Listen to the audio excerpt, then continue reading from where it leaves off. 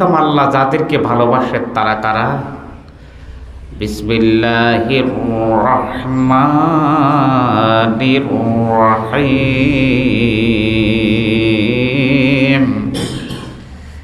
ইন্নাল্লাহা ইউহিব্বুত তাওয়াবিন। আল্লাহু আকবার। নিশ্চয়ই আল্লাহ তাওবাকারীদেরকে ভালোবাসেন। গুনাহ আমরা করি, গুনাহ আমাদের হবেই, আমরা গুনাহগার মানুষ। গুনাহ থেকে যিনি তাওবা করেন, আল্লাহর দরবারে খাঁটি দিলে, খাঁটি অন্তরে, খাঁটি মনে, খাঁটি নিয়তে তাওবা যিনি করেন, আল্লাহ পাক ওই ব্যক্তিকে ভালোবাসেন এবং তাওবাকারীকে আল্লাহ রাব্বুল আলামিন মর্যাদা বৃদ্ধি করে দেন। তাওবাকারীকে আল্লাহ রাব্বুল আলামিন সমস্ত ফেরেশতার কাছে পরিচয় করে দেন। আত্তাইবু যামবুন কামাল্লা যামবালাহু। তওবাকারী হচ্ছে এমন ব্যক্তি যার কোনো গুনাহ নেই, আল্লাহ তাকে মাফ করে দেন। সুবহানাল্লাহ। আত্তাইবু হাবিবুল্লাহ, তিনি তওবা করেন রীতিমতো, তিনি আল্লাহর বন্ধু। ইন্নাহু কানা তাওয়াবা, নিশ্চয় আল্লাহ বান্দার তাওবা শুনেন এবং কবুল করেন। আমাদের প্রিয় নবী ছিলেন বেগুনাহ, মাসুম। তিনি দৈনিক 70 থেকে 100 বার তাওবা করতেন। সুবহানাল্লাহ। আল্লাহর কাছে তাওবা করে ক্ষমা প্রার্থনা করা, এটা হচ্ছে আল্লাহর প্রিয় হওয়ার মাধ্যম। আমরা তাওবাটা করি শুধু মরণের আগে, একজন হুজুর নিয়ে করায়, কিন্তু প্রতিদিনের তাওবাটা এটা রুটিন মোতাবেক আল্লাহর হাবিব করতেন। আজ থেকে প্রতিদিন তাওবা করবেন। আস্তাগফিরুল্লাহ রাব্বি মিন কুল্লি যামবিন ওয়া আতুবু ইলাইহি লা হাওলা ওয়ালা কুওয়াতা ইল্লা বিল্লাহিল আলিয়্যিল আযীম। পড়বেন বেশি বেশি। সাইয়্যিদুল ইস্তিগফার, তাওবার সবচাইতে ইস্তিগফার, আল্লাহর কাছে ক্ষমা প্রার্থনা করা। আল্লাহুম্মা আনতা রাব্বি লা ইলাহা ইল্লা আনতা খালাকতানি। মুখস্থ করে পড়া আরম্ভ করবেন। কিছু না পারলে আস্তাগফিরুল্লাহ, আস্তাগফিরুল্লাহ, আস্তাগফিরুল্লাহ, সবচাইতে ছোট ক্ষমা প্রার্থনার এই শব্দ। এগুলো হাদিসে আসছে ভাই। বানোয়াট ওয়াজ করার এই ধরনের ফাইজলামি আমি করি না, খুব ভালো করে মনে করে শোনো। তাহলে বেশি বেশি তাওবা করবেন। পৃথিবীর কেউ আপনাকে ভালো না বাসলেও ভালোবাসবেন কে? তাওবা করবেন, তাওবা করবেন, প্রতিদিন তাওবা করবেন। আল্লাহর দরবারে দোকানে বসে আছেন, তাওবা করবেন। রাস্তায় হাঁটতেছেন, তাওবা করবেন। আল্লাহর দরবারে উযু থাকলেও তাওবা করা যায়, উযু না থাকলেও করা যায়। এরপরে আল্লাহ যাদেরকে ভালোবাসেন তারা পবিত্র মানুষ। পবিত্রতা দুই প্রকার, একটা হচ্ছে অন্তর পবিত্র হওয়া, আর একটা হচ্ছে বাহ্যিক শারীরিক পবিত্রতা। শারীরিক পবিত্রতা সাবান দিয়ে গোসল করলে ক্লিয়ার হয়ে যায়, কিন্তু যার অন্তরে নেফাকি, যে মুশরিক, অন্তর খারাপ, মানুষকে ঠগায়, মিথ্যাবাদী, চুগলখোর, ছিনতাইকারী, এটার অন্তর খারাপ। এখানে পবিত্রতা বলতে ভিতর বাহির দুইটার পবিত্রতার কথা বলা হয়েছে। আল্লাহ বলেন বিসমিল্লাহির রহমানির রহিম। ইন্নাল্লাহা ইউহিব্বুত তাওয়াবিনা ওয়া ইউহিব্বুল মুতাতাহহিরিন। আল্লাহু আকবার। আল্লাহ যেমন তওবাকারীকে ভালোবাসেন, তেমন পবিত্র যারা থাকে, মনটা পবিত্রটা হচ্ছে আসল পবিত্রতা। এটা ভাই আমার কথা নয়, স্বয়ং কোরআনের কথা। যাদেরকে আল্লাহ ভালোবাসেন, এটা কোরআন দিয়ে আল্লাহ প্রমাণ করে দিচ্ছেন, তারা 2 নম্বর হচ্ছে যারা পবিত্র থাকে, মনটা ফ্রেশ থাকে সব সময়। দেখবেন কিছু মানুষের আলামতই হচ্ছে কেমনে আরেকজনে ঠকানো যায়, কেমনে তার ক্ষতি করা যায়, এটার মনটাও পবিত্র। সে মুনাফেক মার্কা মোমেন। মোমেন কয়েক প্রকার, মানুষটা 3 প্রকার, হয়তো কাফের, নয়তো মুনাফেক, নয়তো মোমেন। তাহলে ফাক্কা মোমেন যিনি, আল্লাহ কোরআনে মুমিনের নামে সূরা দিয়েছেন সূরাতুল মুমিনুন, আর একটা সূরা দিয়েছেন সূরাতুল কাফিরুন, আর একটা সূরা দিয়েছেন সূরাতুল মুনাফিকুন। বললেন কে? আল্লাহ জানে মানুষটি প্রকারভেদ 3 প্রকারের হয়ে যাবে মানুষ। অন্তর পবিত্র হলে পৃথিবীর কেউ ভালো না বাসতেও আপনাকে ভালোবাসবেন কে? শিখেন, কিছু অংশ শিখে নেন, নিজেকে পবিত্র রাখেন। একটু চোখ বন্ধ করে চিন্তা করুন, আপনি লাশ হয়ে গেছেন। আপনার মতো হাজারো শক্তিশালী মানুষ 3.5 হাতের বাসিন্দা হয়ে শুয়ে আছে, কেউ তাদের খবর নেওয়ার টাইম নাই। চিন্তা করছেন কখনো? ফজরের 8 ঘন্টা আগে উঠবেন, নামাজ পড়ে মুসল্লায় বসে বসে চিন্তা করবেন, বাতি নিভাই দিবেন, মনে হচ্ছে কবরের ভিতরে আছেন। মাঝে মধ্যে চিন্তা করবেন, চিন্তার স্বভাব অনেক বেশি। আল্লাহ কিছু চিন্তা করো, এই চিন্তার কারণে ওয়ায়াতাফাক্কারুনা ফি খালকিস সামাওয়াতি ওয়াল আরদ, আকাশ ও জমিন নিয়ে চিন্তা করাটা ইবাদত। এখানে মনটাকে পবিত্র রাখবেন, সব সময় পবিত্র রাখবেন। মান হাফারা হুফেরা, কারো খাদ করলে নিজে গর্তে পড়বেন, খাদে পড়বেন। লা দরারা ওয়ালা দিরারা, কারো ক্ষতিও করবেন না, আল্লাহর তরফ থেকে আপনার ক্ষতিও আল্লাহ কাউকে করতে দিবেন না। আল্লাহ তাহলে যিনি পবিত্র থাকেন অন্তরে, আল্লাহ তাকে সব সময় সম্মান দেন, আল্লাহ তাকে ভালোবাসেন। 3 নাম্বার, প্রকৃত মুত্তাকি। হায়রে মুত্তাকি সিনাও এখন খুব কঠিন হয়ে গেছে। ভিক্ষুক ভিক্ষা করে আপনাকে ঠকানোর জন্য সব কিছু আছে, এরপরেও হাত পাতে। মানুষকে ঠকানোর জন্য কত রকমের কৌশল অবলম্বন করেছে। প্রকৃত মুত্তাকি যারা, তাদেরকে আল্লাহ রাব্বুল আলামিন নিজ কুদরতি দায়িত্বে ভালোবাসেন। কিভাবে? একটা পাক্কা আপনি নিজেকে কন্ট্রোল করলেন, পৃথিবীর কেউ দেখলো না, বলেন তো দেখলো কে? আল্লাহ আপনার অন্তরের জাবিনদার। পৃথিবীর কেউ অন্তরের খবর রাখেন না, কারণ অন্তরটা পরিষ্কার পরিচ্ছন্ন শুধু আল্লাহর জন্য। আল্লাহ বলতেছেন, ইন্নাল্লাহা ইউহিব্বুল মুত্তাকিন, গোপনে প্রকাশ্যে যে আমি আল্লাহকে ভালোবাসে, আল্লাহকে ভয় করে, আমি আল্লাহ তাকে ভালোবাসি। সুবহানাল্লাহ। গোপনে প্রকাশ্যে আল্লাহকে ভয় করে। গোপনে যেমন পাপ থেকে দূরে থাকে, প্রকাশ্যেও পাপ থেকে দূরে থাকে, শুধুমাত্র মালিককে পাওয়ার জন্য, আল্লাহকে পাওয়ার জন্য। ওই ব্যক্তিকে আল্লাহ ভালোবাসেন। আল্লাহ কবুল করুন, বলেন না আমিন। এরপরে আল্লাহ পাক যাদেরকে ভালোবাসেন তারা কারা?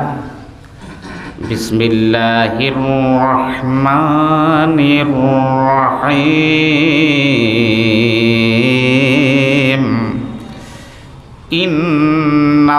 ইন্নাল্লাহা ইউহিব্বুল মুতাওয়াক্কিলিন। আল্লাহু আকবার। যারা আল্লাহর উপরে নির্ভর করে, আল্লাহর উপরে ভরসা করে, প্রতিটি মানুষ যারা আল্লাহর উপরে ভরসা করে।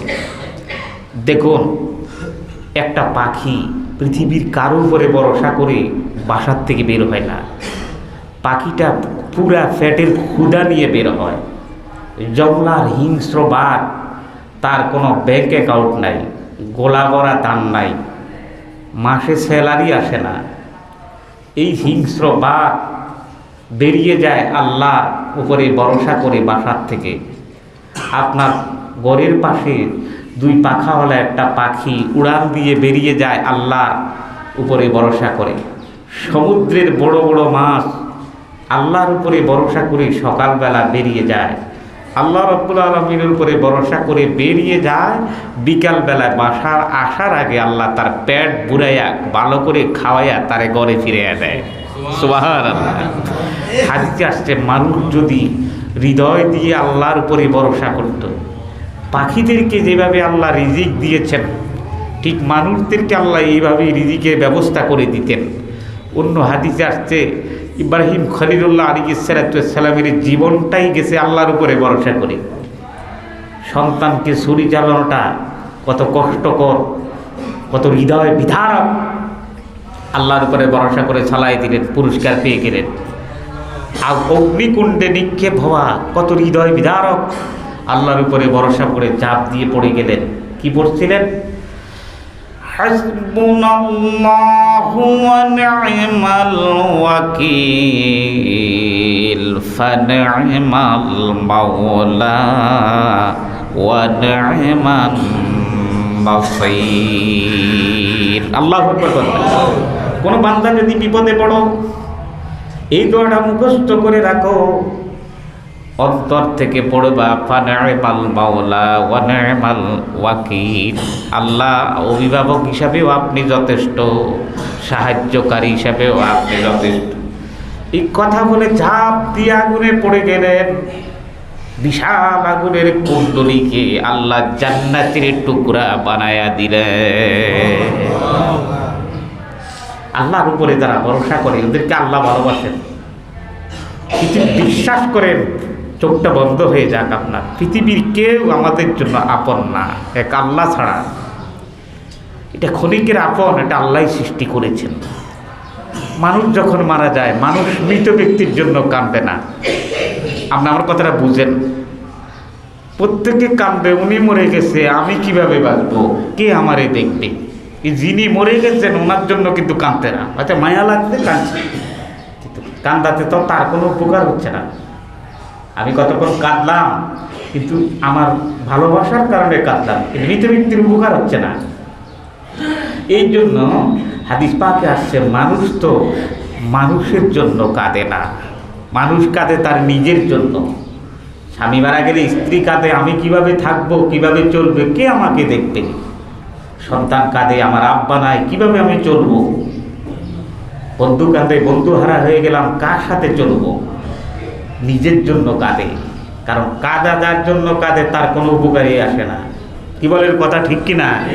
এই জন্য আল্লাহ রাব্বুল আলামিন তিনি বলেছেন, মুমিনদের উচিত হচ্ছে প্রতিটি কাজে তারা আমি আল্লাহকে অভিভাবক হিসাবে, আমি আল্লাহকে মালিক হিসাবে, আমি আল্লাহকে সর্ববড়ত্ব হিসাবে মেনে নেবে। এরপরে আল্লাহ যাদেরকে ভালোবাসেন তারা হচ্ছে ন্যায় বিচারক। আমরা মনে করি ন্যায় বিচারটা শুধু রাষ্ট্রে করবে।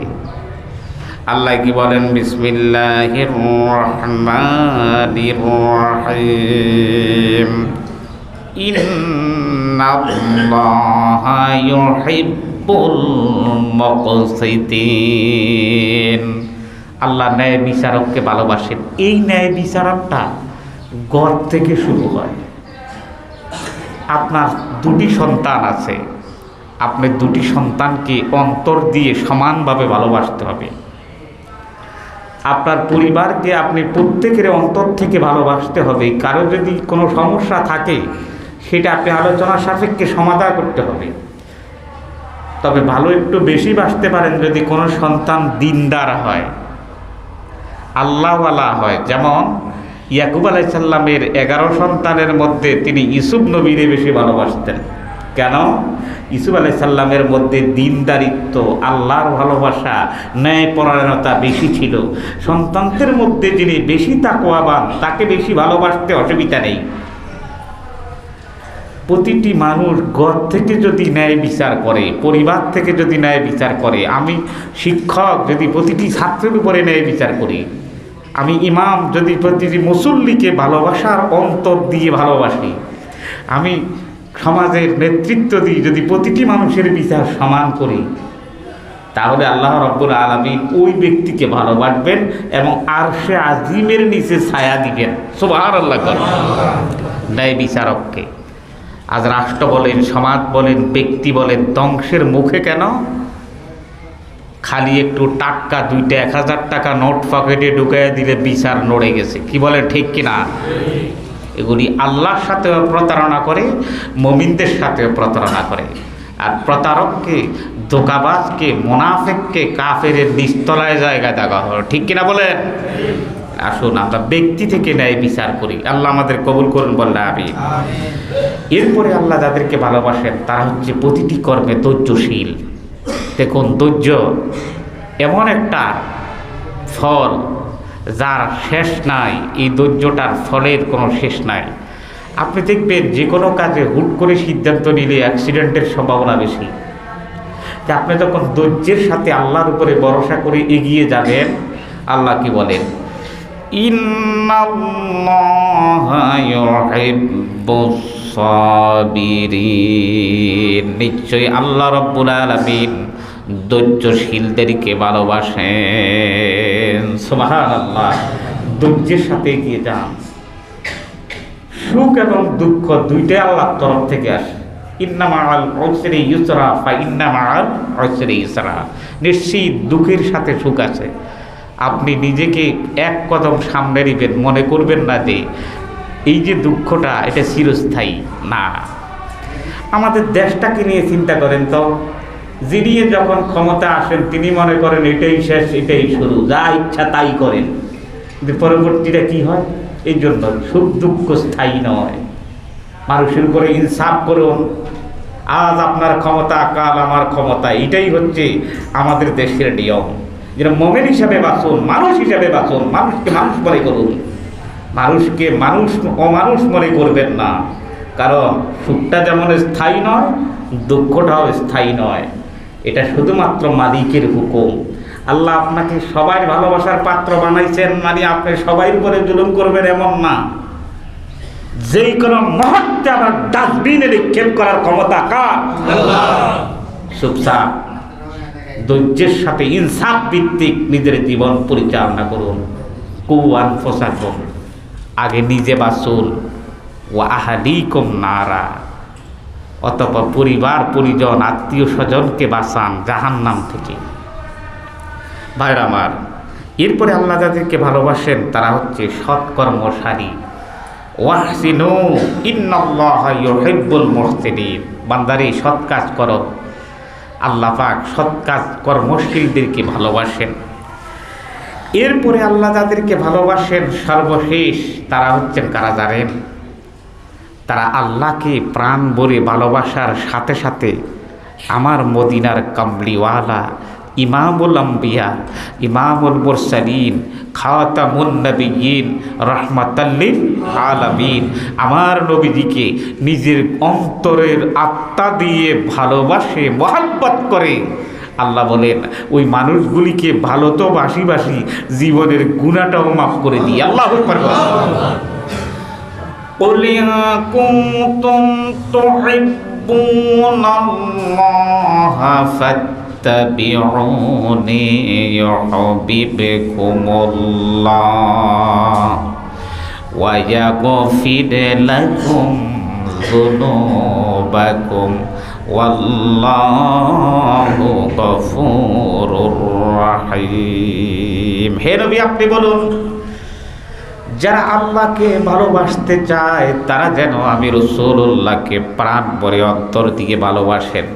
যদি আমি রাসূলকে নিজের অন্তরের গভীরতা দিয়ে ভালোবাসতে পারেন, ওয়ায়াগফির লাকুম যুনুবাকুম, আল্লাহ তোমার জীবনের সকল গুনাহগুলি মাফ করে দিবে।